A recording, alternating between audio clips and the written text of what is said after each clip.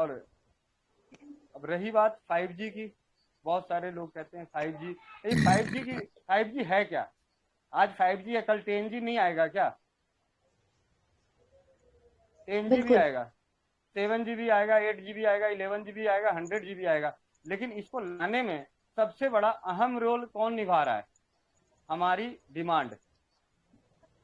हम हम हम्म, हम मांगते हैं तभी सामने वाला देता है। हम कहते हैं जी हमें तेज चलने वाली कोई कार दे दो।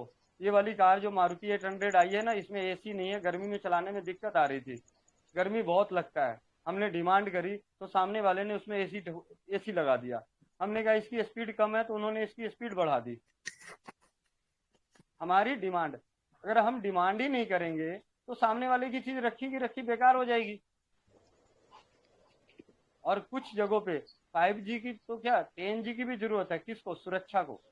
हमारे देश की सुरक्षा के लिए टेक्नोलॉजी का आज जितना ज्यादा से ज्यादा डेवलप हो जाए वो बहुत ज्यादा जरूरी है, बहुत ज्यादा जरूरी है। आज के समय के लिए टेक्नोलॉजी का होना सुरक्षा के मामले में, उसका इस्तेमाल होना चाहिए था सुरक्षा के लिए। लेकिन हमने हम्म, क्या कर दिया, अपने जीवन में ले आए, हर चीज को अपने जीवन में लेके आए हैं। 5G से उसके 5G के जो साइड इफेक्ट हैं, क्या होगा साइड इफेक्ट, वो देखने को आ रहे हैं। बहुत सारे वैक्सीनेशन के भी साइड इफेक्ट देखने को आए हैं। लेकिन किनको सबसे ज्यादा हुआ है?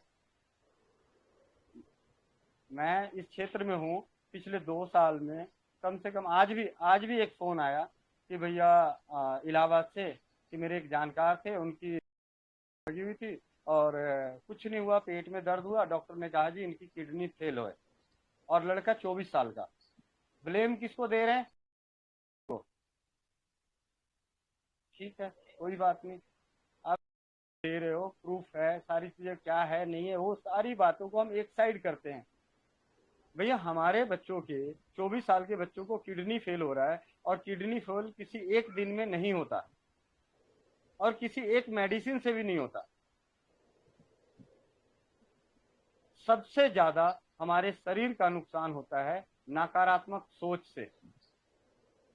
बड़े से बड़े वायरस से भी ज्यादा आघात पहुंचाता है हमारा डर, हमारी नकारात्मक सोच।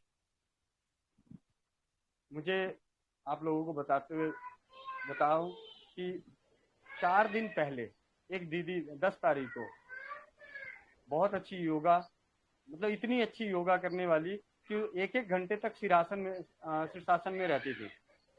जी। कपाल भाती अगर करने पे आ जाए तो 2-2 घंटे तक करने को तैयार होती थी। 50 साल की उम्र और 26 साल की दिखने वाली दीदी का ओपन हार्ट सर्जरी आज, मतलब 1 बजे से लेके सुबह 10 बजे से 2 बजे के बीच में हुआ। पूरी तरह से जैविक भोजन करती थी, पूरी तरह से हर चीज जैविक। लेकिन ये चीज बाईपास सर्जरी कराने की, जो ओपन हार्ट सर्जरी कराने की जरूरत पड़ी, ऐसा क्या है? इसके पीछे किसका कारण है? देखिए जी, बहुत सारे लोगों को अभी 2 मिनट में मालूम होगा तो कहेंगे लिया होगा, इस वजह से हो गया होगा। ठीक है, हम्म। कहने वाले कहते रहे। लेकिन जब उनकी रिपोर्ट को लेके दिल्ली के top most heart surgeon doctor के तलवार से मिला गया, तो उन्होंने इसका कोई कारण नहीं बताया। उन्होंने सिर्फ एक ही कारण बताया कि इंसान के अंदर स्ट्रेस बहुत ज्यादा रहा होगा, नकारात्मक, कहीं ना कहीं इनके ऊपर नकारात्मक हावी हो रही थी। हम्म। तो हमारे पिछले 2 सालों में अगर व्यक्तिगत तौर पे देखें तो हुआ क्या है? डर के सिवाय और कुछ फैल रहा है? किसने हिम्मत फैलाया? मुझे तो ये बता दें कि किसी ने हिम्मत फैलाया? सब तो डर फैला रहे हैं, हर आदमी डर फैला रहा है। कोई कहता है इससे ये हो जाएगा जी, उससे वो हो जाएगा। गूगल चाचा पे कुछ रिसर्च कर दो जी, चक्कर आ गया, गूगल पे थोड़ा सा रिसर्च करो, चक्कर आ रहा है, तो बड़े छोटे शब्दों में 3-4 लाइन नीचे लिख देता है जी ब्रेन ट्यूमर। हम्म। बिल्कुल पेट सही में बात दर्द है। हो जाए और गलती से सर्च कर दो तो थोड़े से नीचे जाके, आगे नीचे जाके देखोगे तो लिख देगा जी मे बी कैंसरस। हम्म। क्या कर रहे हो आप? ये है क्या? आज से 30 साल पहले जितने भी डॉक्टर थे, मुझे आज भी याद है कि 1990 में मैं अपनी माता जी को लेके IGIMS पटना में गया था। तो उस वक्त उनकी कुछ जांचें हुई थी, लेकिन जांच जो थी डॉक्टर ने हमें दी नहीं, सिर्फ उनको दवा लिख के दिया। क्या हुआ वो भी नहीं बताया, सिर्फ उन्होंने बोला बहन जी, क्योंकि मम्मी को देखने वाले उस उम्र में थे, उन्होंने कहते बहन जी आप ये दवाई 10-15 दिन खा लीजिएगा, आपकी समस्या ठीक हो जाएगी। बिलीव कीजिएगा वो रिपोर्ट नहीं मिला था, इसलिए मेरी मम्मी ठीक हो गई। अगर वो रिपोर्ट मिली होती तो उस रिपोर्ट को देख देख के और जान जान के सुन सुन के खून जलता रहता और वो दवाइयां बेअसर होती रहती।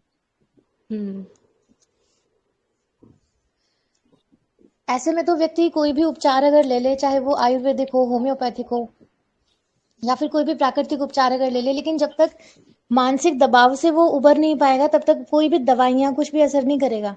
और वहीं हम उस व्यक्ति को अगर ढांढस बंधाए, उसको हिम्मत रखने के लिए कहें, कुछ ऐसा उसके साथ में समय गुजारें ताकि उसका जो मानसिक दबाव है वो काफी हद तक कम हो जाए, जो उसका मोराल गिरा हुआ है वो खत्म हो जाए, तो बीमारी तो खुद ब खुद भाग जाएगी। अभी 5 दिन पहले की बात है, सामने वाले से किसी का फोन आया, भैया मेरे को ये दिक्कत है, ठीक है, और बाद में मैंने कहा कोई दिक्कत नहीं, घबराने वाली कोई बात नहीं, ठीक हो जाओगे। तो बाद में अगले दिन जब मैंने फोन किया, पूछा, अरे हाँ भैया मैं ना थोड़ा डर गई थी तो गूगल करी, तो हाँ उन्होंने लिखा ये नॉर्मल होता है। मैंने कहा शुक्र मनाओ कि गूगल पे नॉर्मल लिखा हुआ था, अगर गलती से वो कैंसरस लिखा होता तो उनका तो रात का ही हार्ट फेल हो जाता। मतलब जो जानकारियां नहीं होनी चाहिए थी वो सारी जानकारियां खुले तौर पे डराने के लिए डाला जा रहा है। बिल्कुल। अच्छा गोविंद जी, अभी चूंकि ये तनाव की बात चली रही है तो मेरे मन में एक सवाल है। दरअसल किसी ने मुझसे पूछा था, तो मैं अभी चूंकि चर्चा चल ही रही है तो मैं पूछ लेती हूँ आपसे कि आजकल जैसा हम देख ही पा रहे हैं कि कितना ज़्यादा तनाव है लोगों की ज़िंदगी में, बहुत उथल पुथल मची हुई है सभी लोगों की ज़िंदगी में। तो कुछ लोग ऐसे होते हैं कि तनाव को इतना ज़्यादा हावी कर लेते हैं अपने आप पर कि जैसे उनके हाथ पैर एकदम से झनझनाने लग जाते हैं। कुछ भी अगर वो ऐसी कोई घटना घटित हो जाती है और इस बारे में उनको पता चलता है तो अचानक से उनके हाथ पैरों में कंपन होना, झंझनाहट होना, और फिर वो अपने आप से अंदर मुड़ने लगते हैं हाथ और पैर। तो ये मतलब क्या है और इसको किस तरीके से ठीक कर सकते हैं? थोड़ा अगर आप इस बारे में बताएं तो मुझे लगता है कि काफी लोगों को मदद मिलेगी इससे। मैं बताता हूँ दिवड़िया। जी। देखिए, ऐसी जब कभी समस्या आए, आपके पास कोई भी चीज नहीं है, कोई औषधि नहीं है, तो आपको अपने सबसे पहले ये देखना है कि आपकी नाक जो है, नाक के छिद्र में किस तरफ से आपकी हवा तेज आ रही है।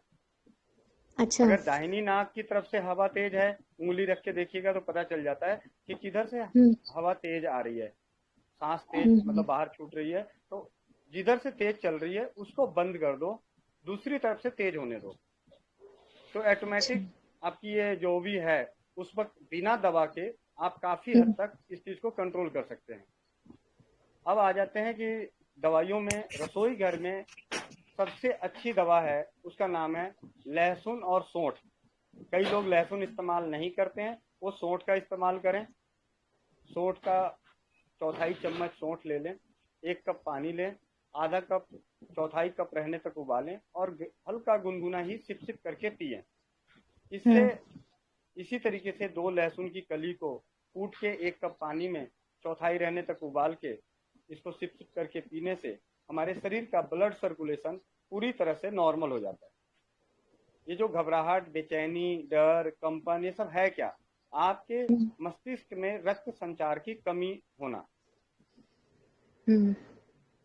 तो ये 2 घरेलू औषधियों से हम अपनी इस समस्या को खत्म कर सकते हैं। और डर को खत्म करने के लिए, अगर आप डरते ज्यादा हैं तो अपने रसोई घर में यही सौंठ को घी के साथ सेवन करना चाहिए। घी के साथ छोटी इलायची हो गया, छोटी इलायची का पाउडर, सौंठ का पाउडर, घी और मिश्री, इसको मिला के 1 से 2 चम्मच तक लें। पीछे से गुनगुना दूध पिएं, गुनगुना पानी पिएं नियमित तौर पे। तो अगर कोई भी इंसान लगातार इस चीज को 2 से 3 माह करता है तो उसके अंदर निडरता आती है, उसे डर नहीं लगता।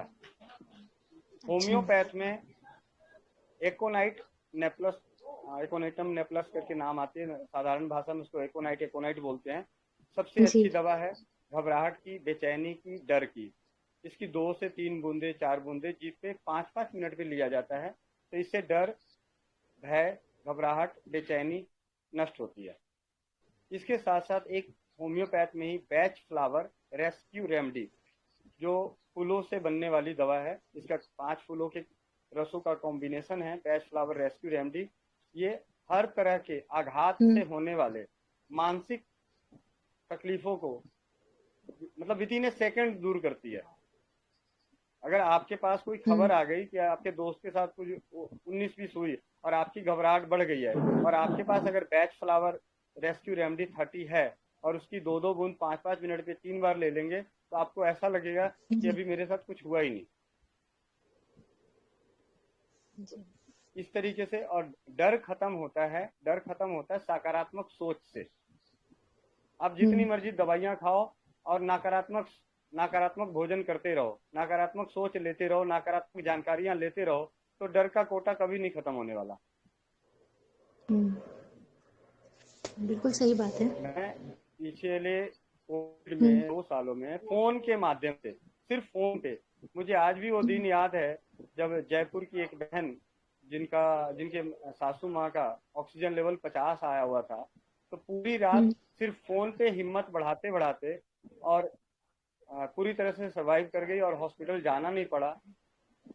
और जांच तो कराया ही नहीं, क्योंकि हमारा हम्म। तो एक ही असूल था, जांच का मतलब डर और डर का मतलब पक्का, पक्का हो गया। तो हमने जांच से बचे थे। और आज भी मैं कहता हूं कि जांच से ही बचना है, खास करके इस षड्यंत्रकारी से। ये जो षड्यंत्र वाला है, इस षड्यंत्र के जांच से बचना है। दूसरे जो हम्म। जांच होते हैं, होमोग्लोबिन की जांच होती है, दूसरी चीजें जांच होती है, ठीक है, जरूरत के अनुसार है, आप करवाएंगे डॉक्टर को, उसको डॉक्टर से तक ही रहने दें। अपने अंदर, आपके अंदर विटामिन डी की कमी है, ये डॉक्टर को मालूम होना चाहिए, आपको नहीं मालूम होना चाहिए। नहीं तो हर वक्त रोना यही रोगे, मेरा विटामिन डी कम है। हम्म। तो ऐसी कुछ चीजें हैं। स्वस्थ समृद्ध परिवार निर्माण के प्रयास में हमने जो भी किया, हम तो ये, मेरी तो एक ही विनती है कि हर हम्म। इंसान अपने सबसे पहले रसोई घर से परिचय कर ले, रसोई घर के जानकारी हो। मैं ये नहीं कहता हर किसी, मैं खुले तौर पे कभी नहीं कह रहा कि जी हम्म। रसोई घर आपको पूरी तरह से, मतलब अगर भयंकर बीमारी है और वो ठीक कर देगी मिनटों में, लेकिन छोटी छोटी समस्याओं से आप अपने हम्म। शरीर को अप्राकृतिक दवाओं से बचा सकते हैं।